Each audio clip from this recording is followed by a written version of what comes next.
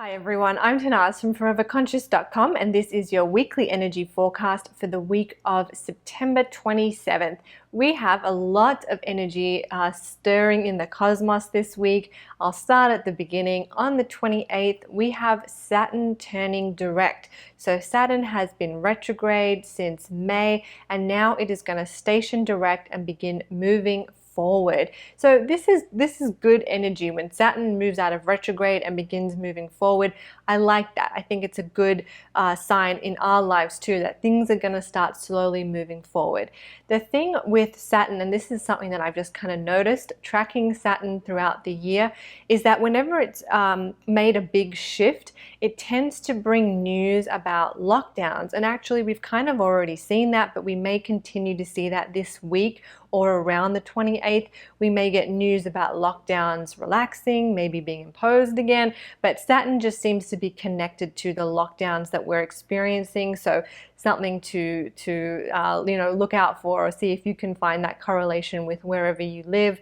But yeah, okay. The next day, on the 29th, we also have the Mars-Saturn square. So this is the second Mars-Saturn square. We have three. This one is the most potent. The last one, which will happen in January, is the least potent of the three. So this is like the crux of the Mars-Saturn square. So this can affect us in a couple of ways. On a personal level, it can interfere with our energy levels. I think I mentioned that last week, but it can also help us find the strength and courage to push past our boundaries, our blocks. It can reveal blocks and insecurities and things that are holding us back, and it can give us the strength to push past them. On the other hand, however, it can also identify, areas of our life where we feel a little bit held back and restricted. And while we may want to move forward, and while we may want to break down the barriers and break down the blocks, we may find that we're kind of stuck. We may find that we have to wait a little bit, or there's more to be revealed, or we feel a little, sticky energy around it. So it just depends on where you're at in your life.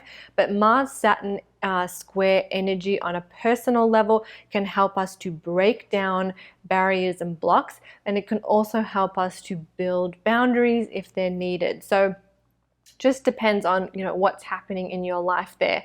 On top of that, so we've got this Mars-Saturn square energy. A couple of days later, we have the full moon, and that falls in the sign of Aries. Now, this Aries full moon is going to activate all of the Mars energy that we have been working with. So this is the Mars-Saturn square I just spoke about, but it's also the Mars-Pluto square, which is also sort of bubbling in the background as well. Aries, Mars is ruled by Aries, and that's why we're getting this strong sort of Mars energy being activated at this full moon. Mars energy is hot and fiery and a little bit volatile. It definitely is going to be a little bit of a challenging full moon, I think. On a global level, we can also see this sort of heated energy. It can manifest as maybe more protests, or people wanting to speak out against authority figures or leaders or people in power. While you can also see that in your own life, maybe you feel a little bit restricted and held back by like a boss or somebody in your life, that can also manifest too. We can start to see this on a global level taking shape a little bit more. Even though there is some volatile energy around this full moon, and it may stir heated emotions or heated feelings, maybe even a little bit of drama, there's also a beautiful healing energy on offer to us as well. And that is because Chiron, the asteroid, is very active at this full moon as well. So Chiron is known as the wounded healer. That's because it has the ability, or it offers us the energy of being able to take our wounds, take our pains, take our struggles, and turn them into portals of strength and healing for ourselves and for the world. Chiron is the wounded healer, but it's also called the Rainbow Bridge. It has that nickname, and that is because by embracing Chiron energy, we can walk a bridge between one state of consciousness and a higher state of consciousness. And how we do that is we awaken to our wounds, we awaken to our pains and struggles, and recognize them as little seeds of growth. And also recognizing the strength and maybe the compassion and kindness that live under every struggle or pain that we move through. I think our pains have the power and potential to make us stronger, even if it doesn't feel like that when we're going through them. Make us more compassionate, make us more loving, open, vulnerable people. And when we can connect with that part of it, we can ascend, move to higher levels of consciousness. Now, this is not really about sugarcoating or, putting false positives on the hard things that happen to us.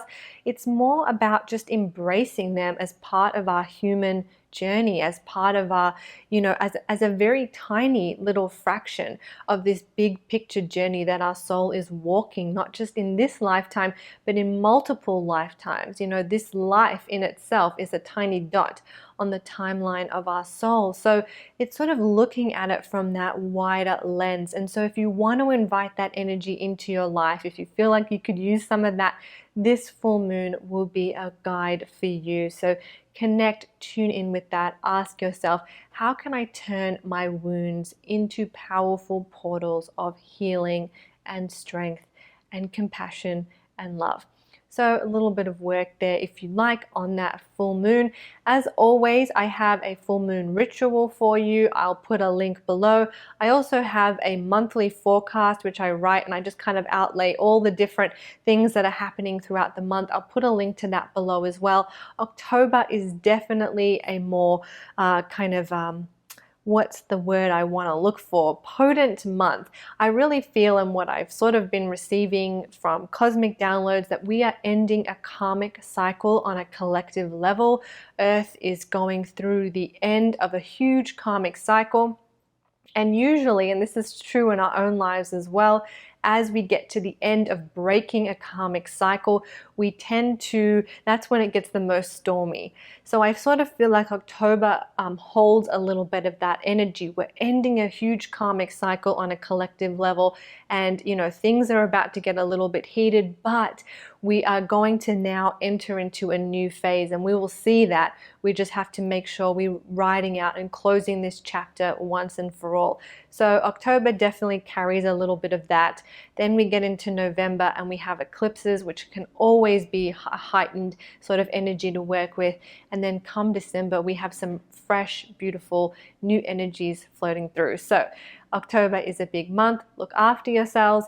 I'll put those links below. I hope you have a wonderful week. I am Tanaz from foreverconscious.com. Thank you so much.